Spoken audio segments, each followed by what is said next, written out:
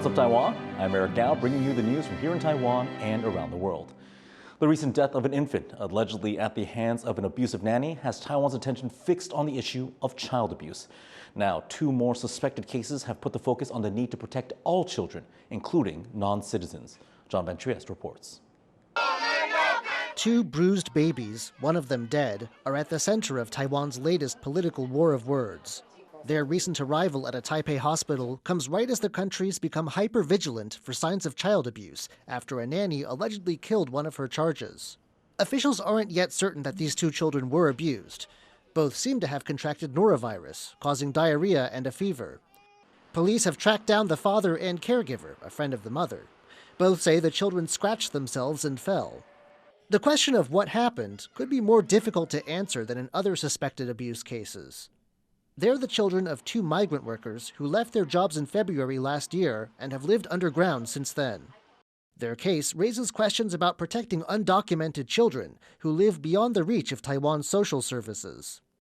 An autopsy on the dead child is scheduled for Thursday, but even before the facts are in, officials are trading blame. The health ministry has labeled this a suspected case of serious child abuse. But Taipei city officials who reported the case to the ministry say that's premature. 我觉得应该要更为审慎对于重大人员事件。 The health ministry rejects accusations it's moved too fast.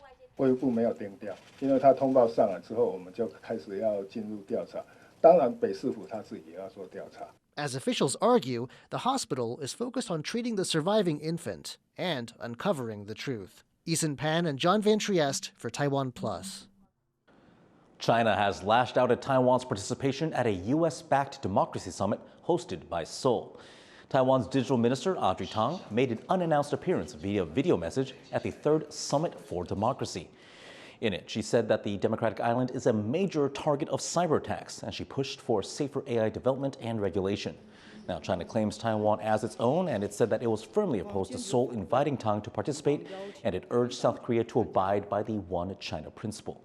The event announcer said that Tang was appearing in a private capacity as an expert on the issues being discussed. Her invitation to the first Democracy Summit in 2021 also drew protests from China. 3 men have been indicted in what prosecutors say is Taiwan's first case against a so-called internet army of bots being used for political purposes. The men are accused of operating nearly 140 fake Facebook accounts to spread misinformation about a legislative candidate during January's national election. Prosecutors say that the bot-run accounts generated memes and spread rumors about Qiu Ruohua from the opposition Kuomintang, including about her supposed connections to the criminal underworld. Qiu nearly won her race despite the attacks. Opposition lawmakers have accused the ruling Democratic Progressive Party, or DPP, of trying to delay legislative reform.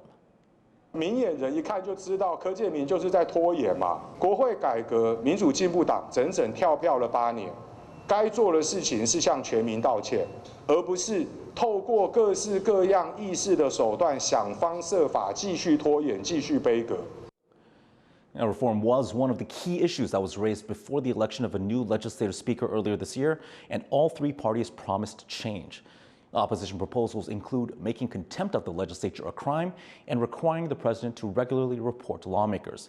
Those proposals are scheduled for review this week. But the DPP says the proposals should first undergo public hearings. 把国民党党团收了案子，都还没到会议期，也不能审啊，国民党也很尴尬，所以这个是要大家共同的问题嘛。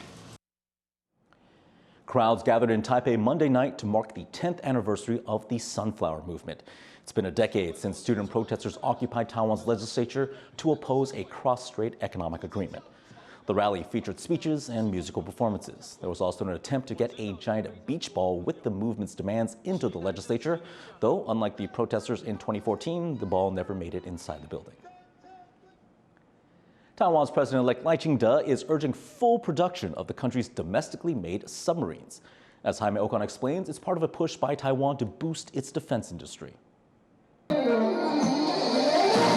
Taiwan's president and vice president inspect one of the country's newest weapons, the domestically made submarine, known as the Haikun. It's the first of 8 in its fleet that was unveiled to the world in September of 2023 as part of a Made in Taiwan defense strategy. The goal of that is to build warships, missiles, and fighter jets, like these Brave Eagle jet trainers, all here in Taiwan. On Monday, President Tsai Ing-wen gave an update on plans to produce 66 jet trainers by 2026. 台湾自制的永鹰号已经交机27架，那国建国造的海鲲军舰也已经完成下水典礼。掩护后续部队。 This push by Taiwan to build up its domestic defense industry is due to concerns that the country relies too much on the U.S. for its defense and weapons. Taiwan is faced with military threats from China, which claims the country is part of its territory and has repeatedly threatened the use of force. That's why for decades, Taiwan has been looking to boost its defense and arm itself to defend against a possible invasion. Many analysts believe armaments should start from within the country's own industrial base. 一般来讲，当然都会想要自主的国防。但是我想，第一个是台湾跟美国的这个互信，台湾的防卫的确也符合就是美国自己的安全利益。所以我想，台湾会在中间找一个 balance， 一个平衡点，也就是部分核心的武器会自己制造。 During the inspection, President-elect Lai Ching-te, who's set to take over from Tsai in May, expressed his hope that the submarine program can be completed as soon as possible by building all of the vessels together. That would mean changing the original plan to build the remaining 7 submarines in batches. Now the company making the vessels is calling on the government to stick to the agreement. 其实，在世界各国都是这样来做啊，应该是一艘接着一艘，然后中间的过程中都会有不断的去精进。如果政府这边有这样的一个政策能够去延续，我想对国防还有对台湾来讲都是好的。Taiwan has been busy building different kinds of ships to suit its defensive needs. And eyeing the threat from across the Taiwan Strait, the country is eager to quickly develop the weapons and systems it needs for its defense, not only boosting its domestic industry, but also easing its reliance on U.S. systems. Howard Zhang and Jaime Ocon for TaiwanPlus. Tech powerhouse Nvidia has unveiled its newest flagship AI chip. The company's CEO, Jensen Huang, revealed the Blackwell B200 chip at Nvidia's annual developer conference in California. The new chip will be made by Taiwanese chipmaker TSMC, and it will combine 2 integrated circuits that are tightly bound to function as one unified, more powerful chip.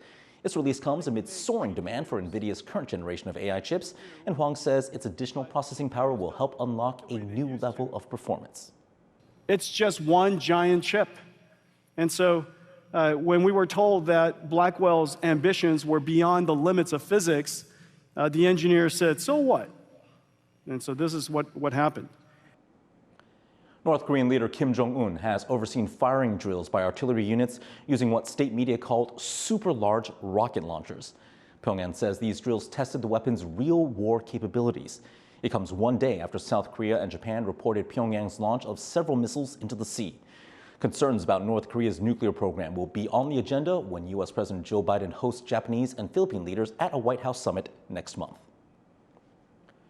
2 senior South Korean doctors have had their medical licenses revoked for allegedly inciting the mass walkout of junior doctors. It's the first punitive action taken since around 12,000 junior doctors went on strike last month, crippling the country's medical sector. They were protesting over a government plan to increase medical school admissions. The government says this plan would help solve a long-standing shortage of physicians. But doctors say schools can't handle a steep increase in students and that it would compromise the quality of medical services. Bangkok has struggled for years to improve its poor air quality. The Thai capital's air pollution is some of the worst in the world, and school children are paying the price. Joyce Sun reports. Children in Bangkok are keeping their masks on in class, not because of COVID-19, but because of air pollution. Children are more at risk of developing long-term breathing problems than adults, and teachers at this public school say they're left with few options to keep kids safe.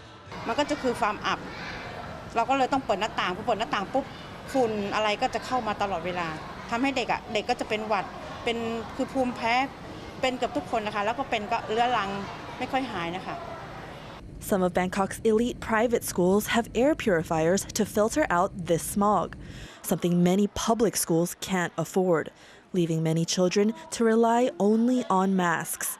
The NGO Save the Children says kids in Bangkok breathed unhealthy air for 70% of 2023. Authorities have been seeking to tackle air pollution for some time. Speaking to TaiwanPlus in October last year, Bangkok Governor Shachat Sittipan was hopeful new measures starting this year would bring about change. The effect on Bangkok effect everywhere. We will launch a campaign to improve our car engine to Euro 5, the truck and the diesel, and making the gasoline more efficient and cleaner. So you see some improvement on that. Sittipan also pointed to agricultural burning as a major contributor to pollution.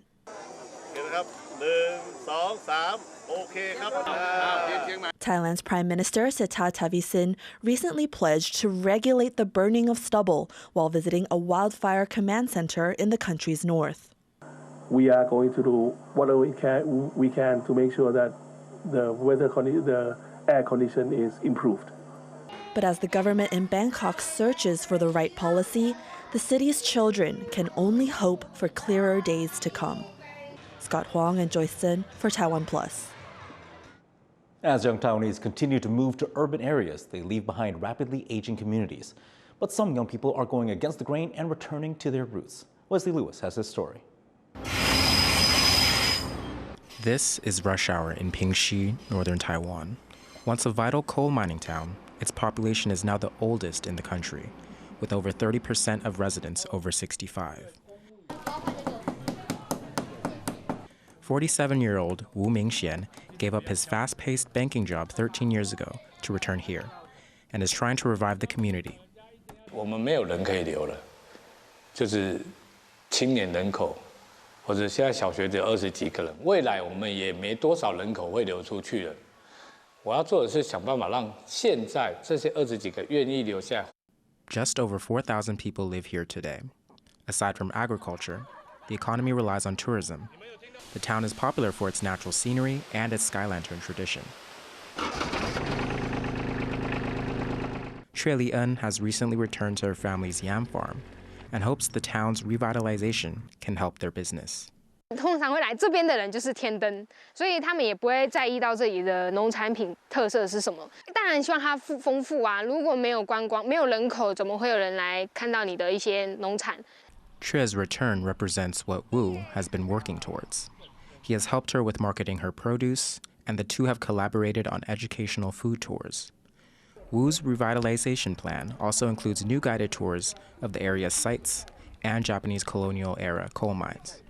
The hope is that Pingi will transform into a center of activity for visitors and locals alike. 有一天，我们这些青年回来，会让人家改观，觉得我们在地方上是对地方好的，而不是我们非得离开家乡才可以。 Wu is part of building a new Pingi. He's helped renovate the community's previously abandoned activity center, which now hosts events. He's put his heart and soul into revitalizing his hometown. And by prioritizing opportunities for other young people, he hopes to breathe new life into Pingi. John Su and Wesley Lewis for TaiwanPlus. March 18th marked the birthday of the walking Green Man animated Crosswalk sign, which originated here in Taiwan, is now used by much of the world. The now iconic sign debuted in 1999 at a Taipei intersection. The image of the cap-wearing green gentleman was first created by Karl Peglau in 1961 in what was then East Germany. However, the Taipei signal was the first to animate the walking man, showing him moving faster as the timer counted down. The signal was the subject of a Google Doodle back in 2016 to mark its 17th birthday. Thanks for joining us here on What's Up Taiwan. Grab our app or follow us on social media for more of our stories. Finally, check out these new coins issued by the UK Royal Mint. They're part of a new series featuring iconic Star Wars images, with this first one showcasing the Millennium Falcon, the ship that made the Kessel Run in less than 12 parsecs. I'm Eric Gao. May the Force be with you.